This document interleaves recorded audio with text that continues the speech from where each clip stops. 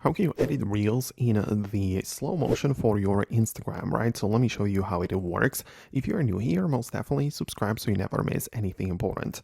So it all comes down to the original shot and at which FPS, which is the frames per second, it has been captured. Because our cameras have like different modes on, when you go and capture the videos. So it depends on the hardware, of course, but you can go ahead and change the FPS.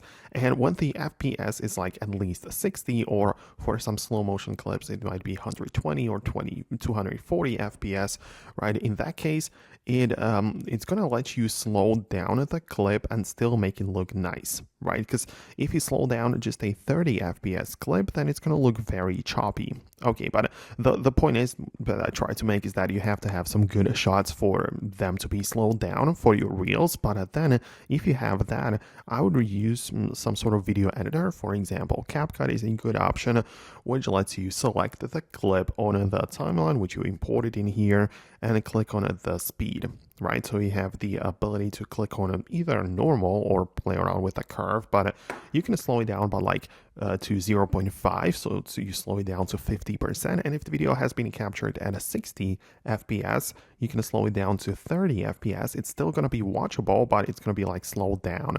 It's going to be half the speed and everything's going to move slowly. So that is the point of the slow motion videos and reels, right? So of course you have to kind of like come up with a story or whatever you want to do with the video, but that is how technically you can do it. So in case of any questions, leave them below.